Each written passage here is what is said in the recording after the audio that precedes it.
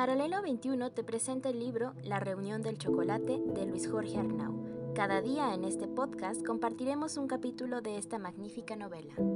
22. 1815. Medio país. Era imposible cumplir las órdenes de enviarlo a las Filipinas por Acapulco.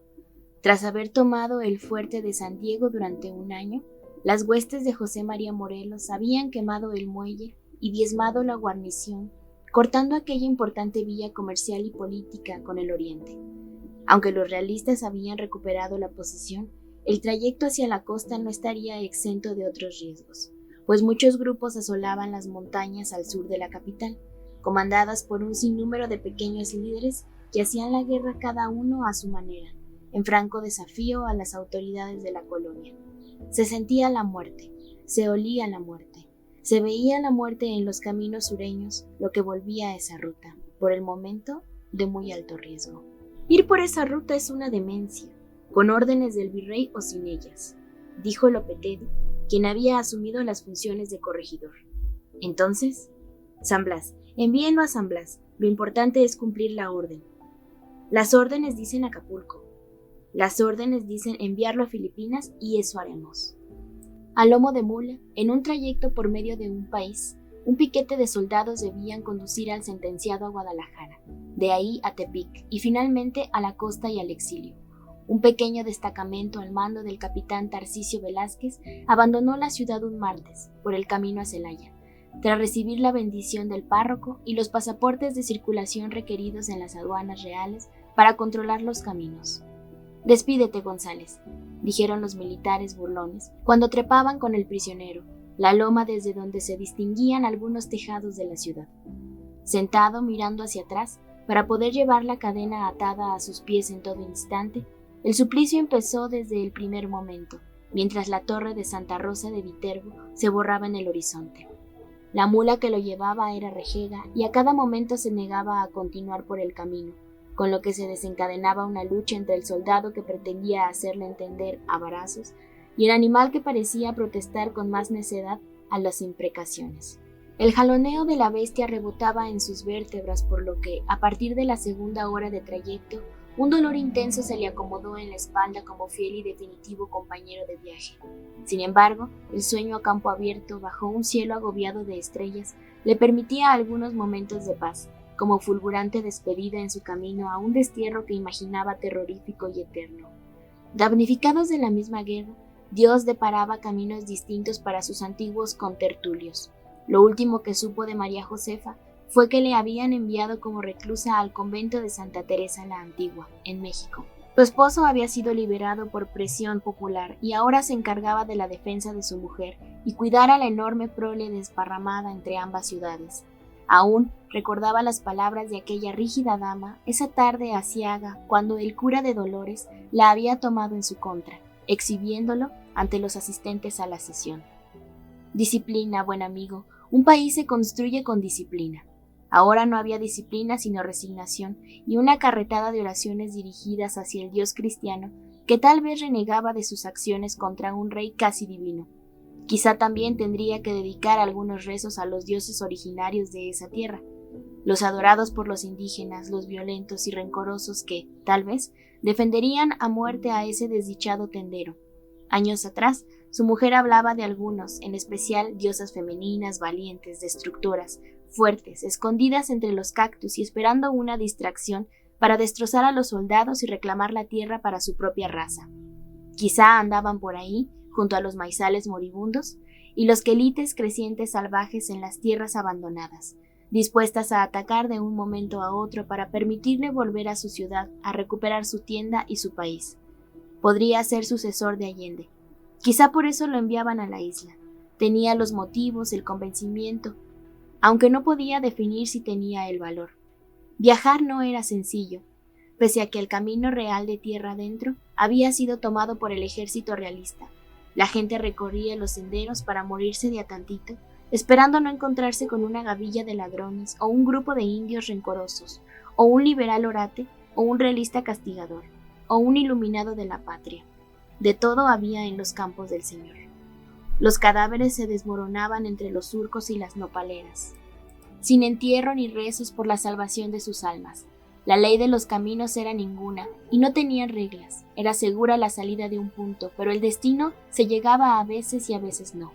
De manera casi fugaz, el destacamento paraba a comer, aunque el capitán mostraba inmediatamente su deseo de terminar con aquel engorroso encargo, indigno de sus pretensiones de gloria y sus ganas de perseguir revolucionarios, por lo que agilizaba la continuación del trayecto sin importar las protestas de todos, en especial de la mula que tenía aspiraciones independientes. No es un viaje de descanso, sigamos adelante. Era revolucionaria, orgullosa y testaruda. Epigmenio decidió bautizarla Crucecita, por los cabellos de su trasero que parecían entrelazados en algún punto, señalando el cruce de los tonos más pardos de su piel. Bufaba sin ritmo mientras chocaba los cascos contra las piedras dispersas. No era alta, las piernas del presidiario casi tocaban la tierra, pero mostraba una independencia meritoria, pese a los golpes recibidos para acelerar su cadencia. Paciencia, Crucecita, ya llegaremos. Sin mayores contratiempos que los que proporcionaba la cadena y la bestia de carga, el contingente se movía tratando de esquivar los calores del mediodía. Terca absoluta. La mula campaneaba la cola para espantar a los moscardones y pateaban ocasionalmente el viento buscando acertar alguna cosa en sus castigadores. Iba con el hocico bajo, indiferente a la notoria soledad del campo. Unos pocos sembradíos y los escasos carretones de comerciantes temerosos que apenas se santiguaban al cruzarse en el trayecto. Pese a sus uniformes, a sus armas, a su salvoconducto, a Velázquez no le era posible abandonar la desconfianza. Todos parecían ser enemigos. Estaba terminando la tercera noche cuando se le desatoró la vida. «¡Capitán!». En una voz muy baja, aquel cabo se acercó al grupo en la hondonada, donde habían decidido protegerse de la noche sin luna. «Dígame, López, algo raro pasa. No se oyen los pájaros». Un silencio culposo agobiaba la madrugada, como si los montes estuvieran nerviosos, pero no era posible distinguir nada en una oscuridad apenas disimulada por una línea tenue que indicaba la próxima salida del sol. Los soldados podían permanecer con el pecho en la tierra, pero era imposible esconder a los caballos, quienes bufaban intranquilos, delatando su presencia. El capitán, agachándose, se acercó a Epigmenio. «Si te meto un tiro en estos momentos, simplifico mi trabajo, y no tengo que ir hasta San Blas, así que si haces un ruido, mi encargo se volverá más simple, ¿está claro?» «Ni un ruido», contestó el prisionero. Lo aseguró. «Si te portas bien, mi amigo», dijo aquel hombre que aún no llegaba a los 30 años y miraba con una decisión que daba miedo, «llegarás al mar». Lentamente los soldados subieron a la parte alta de la pequeña loma para tener una mejor visibilidad. Durante varios minutos, un enorme vacío se apoderó del llano, mientras el sol empezaba a despuntar a espaldas del contingente militar que contaba con eso a su favor, lo que le permitió ver a un grupo de campesinos sombrerudos y mal armados, aproximándose por dos flancos. El capitán acomodó a su reducida tropa de manera que pudieran disparar alternadamente, dando la impresión de ser un número mayor, y tan pronto tuvo seguridad de acertar, hizo fuego sobre un muchacho cobrizo que caminaba casi totalmente erguido. Fue entonces que el silencio se fracturó, y los gritos, aunados a las detonaciones, destrozaron la mañana. Uno a uno los soldados disparaban contra el enemigo, desordenando, al que un hombre de a caballo gritaba continuamente: «¡Abajo, abajo, agáchense! No se incorporen», insistió a su vez el capitán al destacamento. «Manténganse recostados, tengan paciencia. Agáchense», gritaba sin éxito el líder de los rebeldes. Tras cada tiro el campo parecía sufrir un espasmo, porque el silencio abrumaba presagiando otro balazo. «No gasten cartuchos, esperen, ya levantarán la cabeza», indicó Velázquez, un militar inteligente que no parecía ser primerizo en el arte de la guerra, y a quienes sus padres habían convencido, en San Luis Potosí, que sostener la autoridad de la corona española era deber de un buen soldado y un buen cristiano, porque ésta venía directamente, nada menos y nada más que de Dios. Efectivamente, cada vez el silencio aparecía nuevamente en el llano. Uno de los atacantes asomaba la cabeza para ver si habían terminado todo, y recibía un tiro a cambio. Los gritos de dolor se fueron agudizando, aunque algunos ni de quejarse tuvieron tiempo. La batalla parecía un juego de niños. Los huizaches espinosos no significaban ninguna protección para los campesinos, y el desnivel del terreno daba un excelente campo visual a los realistas. Al cabo de 7 difuntos, el pánico se desbarrancó, y aquellos hombres huyeron despavoridos, dejando la espalda descubierta para que los soldados pudieran cobrar un par de vidas adicionales. Los vieron correr y perderse tras un pliegue de tierra, abandonando en el campo 9 cadáveres y 2 heridos, uno de los cuales tenía 2 enormes trazos de guerra sobre el estómago. Y aunque buscaba oxígeno en todos lados, fue incapaz de mantener la lucha lo suficiente para hacer un acto de contrición mientras el sagrado le vaciaba el corazón a borbotones. Expiró 5 minutos más tarde. «Venimos de Santa María de los Lagos, acá para el norte», dijo el sobreviviente señalando las montañas lejanas. «Somos gente de Pedro Moreno». «¿Y quién es ese?». «Un combatiente para la libertad de América». El capitán miró a lo lejos, tratando de averiguar si descubría a la distancia algún otro contingente. Luego se volvió al hombre herido que acababa de confesar y que lo miraba sin miedo, como si estuviera preparado para lo que fuera. «¿Cómo te llamas?» «Genaro». «¿Genaro qué?» «Genaro Uscanga». «Están muy lejos de su tierra, ¿no crees, Genaro Uscanga?» El herido levantó los hombros. «No lo creo. Más bien, como dice don Pedro, estamos muy cerca, porque toda es nuestra», dijo aquel individuo que solo había recibido un pequeño rozón junto al pómulo. El comentario impacientó al militar. «Pues de lo único que está muy cerca, cabrón, es de que te pegue otro tiro y siga mi camino. ¿Sabes? No me gusta llevar lastre». Durante el tiroteo, con la cabeza protegida tras una piedra, Epigmenio apenas respiró.